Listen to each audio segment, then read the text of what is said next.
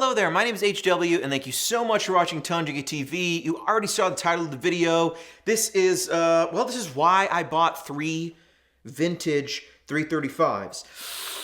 That's actually a lie. I didn't buy 3 vintage 335s. I bought 2 vintage 335s and 1 vintage Trini Lopez. But this thing is pretty much a 335. It's got different inlays. Obviously it has that Firebird headstock. The neck is thinner. It's less D-shaped, more C-shaped than the 335s. This one has a factory Bigsby, which I think is uber cool. And these 3 guitars are really just interesting examples of how things made in the same year. Like all these guitars are 66s or 67s. For example, this red 335 patent sticker pickups, this is a 66. This Trini Lopez is a 66, also patent sticker pickups. And then this Sunburst guy from 67. Now this one, I believe it has patent sticker pickups, but it is possible if I take them out and look, they might not have stickers anymore. They might actually be patent numbers, because 67, I believe, was the year that they first started putting some patent, they switched from the sticker to the number engraved in the back. I could be wrong about that. But why would anyone need 3 vintage 335s? I mean, HW, did you just win the lottery? No, I didn't just win the lottery, but I just don't think you should be afraid to buy guitars, try them out, and really see if you love them, fall in love with them. I don't know if I'm gonna keep all these guitars, especially because one of the things that's been bothering me, or not bothering me, but it makes me uneasy is how different they all are. And it makes me wonder why that is. Is it the pots? Is it the pickups themselves? Is it the guitar body? I don't know exactly how to answer these questions, but there's something about owning them and trying them, and they sound very different when I play them, yet sometimes they sound the same, but the nuances, the subtleties come out. I want to show you all those and all these pickup positions. I want to show you how these guitars are all sounding different and why I'm not really sure what ones I'm keeping. So far, I think I like this one the best, but honestly, I can't tell if it's just because it has so much uber cool factor or if it really does sound the best. So I need your help. I need you to help me figure out which one of these guitars sounds the best. We'll put it through a common profile through the Kemper. We'll do on the neck and the middle and the bridge. But before we do that, story time. Okay, so there I am on Reverb just minding my own business one day. And by minding my own business, I mean I'm sitting there following and doing the watch list thing on every cool guitar that comes across. A bunch of Sirs. Wasn't really looking for Gibson. You know, I've had a love-hate relationship with Gibson. I've actually owned a good amount of semi-hollow guitars, including some Gibsons, and the last 2 I bought, I just didn't like very much. I mean, I really just didn't like them very much. They never stayed in tune. I didn't think they sounded amazing. And then I even bought a couple Tokais over the years and just never really fell in love with them. I currently have a Greco 335 that's going to be for sale as soon as I find some time to list it, but I just was unenthused. So I go on and I look up some 335s, I don't know why, and I realize this one is in a shop right near me. So I go down to the shop, I try it out, it's pretty nice. I try some of the other ones and I realize, wow, this thing sounds really good. It's got a Bigsby, it's got the custom-made plate, and even though it's not the 63 or the red that Clapton played, I felt like it was the best sounding 335 in the shop, so I went ahead and bought it. Now, I didn't get an amazing deal on this, but one of the things I did notice was instead of telling the guy I'll take it, I said, I really like this guitar. I think it's really cool. I handed it to him and said, let me know what we can do with it. It was sort of unintentional, but he came back with a price that was lower than the sticker price.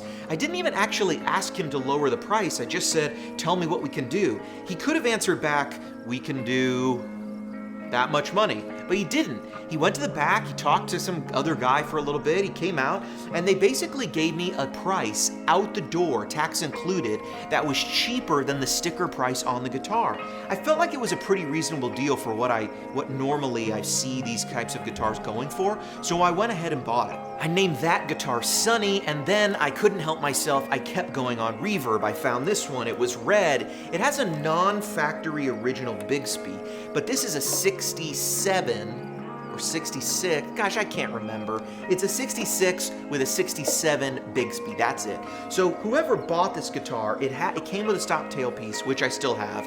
I have the original receipt from the guy who purchased this in 66. And then it came, he, I guess, at some point put on a 67 Bigsby, maybe a year later, or maybe a couple years later. Obviously, it's got different knobs and stuff. The neck is just a tad bit thicker than the other two, maybe. I got a heck of a deal on this guitar. I actually got it from a guy who I believe follows the channel. Thank you very much, man. I really do enjoy this instrument. I got a really good deal. The guitar is a little more, it's a little more beat up in terms of checks and stuff than the other two in a lot of ways, especially the back of the neck. The back of the neck is quite sort of divoted, and there's a lot of just finished scratches and scrapes. It actually is a bit distracting while playing, so much so that even though I don't even think it would hurt the value to have it actually refinished on the back of this neck, because it is a player's grade instrument. A collector would already fault it for these divots, these pit marks, these just the feel of it. So having the neck actually refinished would probably be a good move. I don't think it would hurt the resale value any more than the current condition of this neck. But this thing has a sound that I immediately noticed is different than the Sunburst 335. And what the heck does that mean? They're supposed to be the same, right? So after getting a decent deal and a really good deal, I don't know what the heck I was thinking, but I went on Reverb, and late one night, literally 2 a.m., laying in bed on Reverb, and I see this thing. I make an offer. I ask a couple questions. I mean, it's beautiful. There's only two I could find with factory original Bigsbys. The Trini is obviously one of the coolest guitars ever made, and I don't know. I just thought to myself, I'm not going to keep them all, but you can't be afraid to get them, try them, because what if they're special? What if they're amazing? So I got this guitar, and it really is my favorite. The neck is not thin, it's full, it's a smooth neck on the back. This is probably the best, this is the best condition 335 of the three of these, and this thing has mojo and a soul and a spirit. The other two are alive. This one just seems to, I don't know, man, it even fights back a little bit. Something really special about this guitar, just a lot of mojo. I think maybe this is my favorite sounding one, but I don't feel that way when I'm holding the other two. Then I like what that guitar is doing. So I'm very confused, and that's why I need your help. I need you to tell me in the comments which is the best 335. Do me a favor, watch all the clips, check them out, let me know what you think is the best one, because I don't think I can keep all these guitars. I'd like to, but I don't know if that's even worth it. You know what I mean? Like, what do I need 3 vintage 335s for? They sound different though. Just hear what I'm saying. Check it out, check it out. Okay, now here's the Trini Lopez on the neck. I've got the 66 Vox next to me, but it's really just holding up the Kemper, which is where you're hearing the sounds from. This is a profile of a 65 Deluxe Reverb, normal channel 2. This is a very clean profile. Like I said, these are patent sticker pickups, and they sound great. So here's how the Trini sounds on the neck.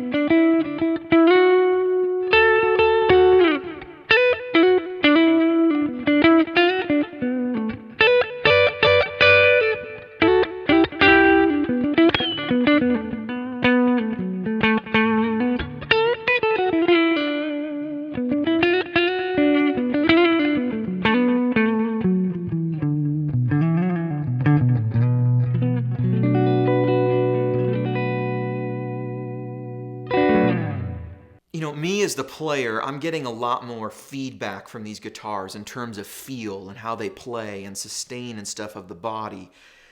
So my results could be different than yours, and what I'm feeling and hearing is going to be influenced by that. You're just hearing it, you know what I mean? You can't touch it.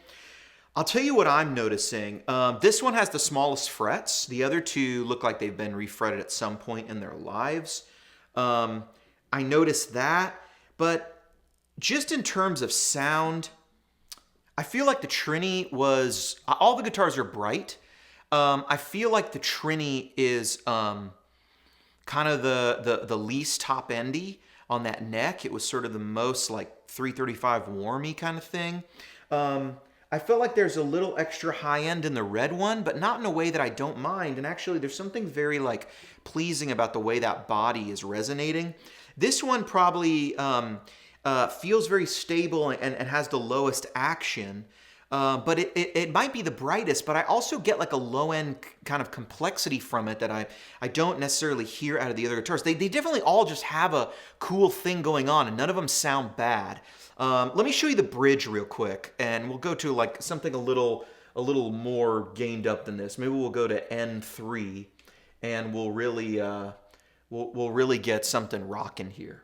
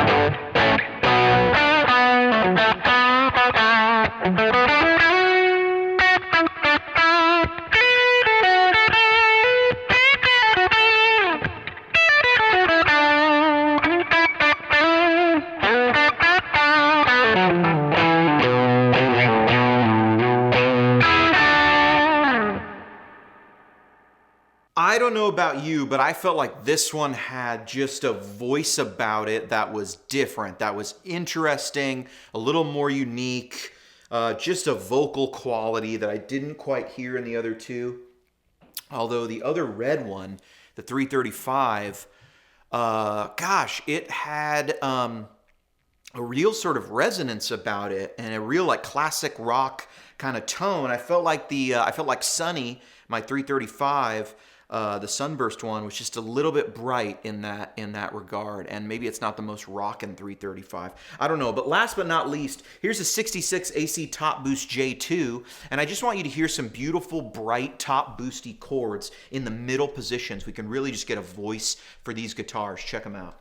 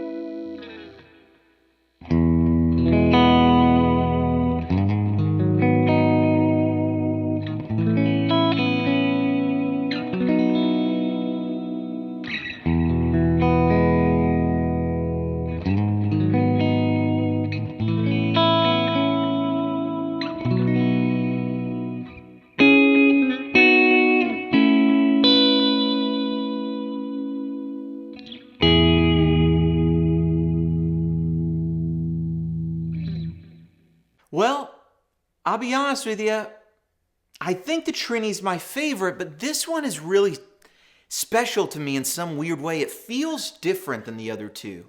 Something about the body, it's definitely been the most played in its life, but it's got finish checking just up the wazoo. I mean, everywhere.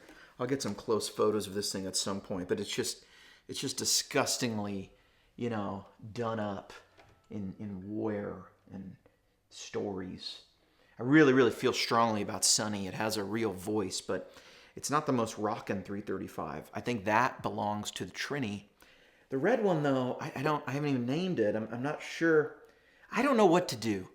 Let me know, what was the best sounding 335? Maybe the best neck, the best middle, the best bridge, or just your favorite across the board? And what would you do if you were me? You've got 3 vintage 335s. I don't need to keep all of them. I'm not trying to start a collection. I want players, you know? If you were going to keep 1 or 2, what would it be? What would they be? 1 or 2? Let me know in the comments below. Hey guys, we got all the profiles right now are 40% off. Be part of this stay home sale. We're staying home. We're doing videos every day. You're probably watching the channel. You probably know that already. But thank you so much for supporting Tone Junkie. And hint, hint, I hear Michael Britt has a really cool new pack out called the 2020 pack. Rumor has it the Marshall is to die for, so check that out. Hey dudes, I've been HW. Thanks so much for watching Tone Junkie TV. I almost used the wrong hand. Is there any rule against that? Now I feel like I should say I'm not a crook. HW, out.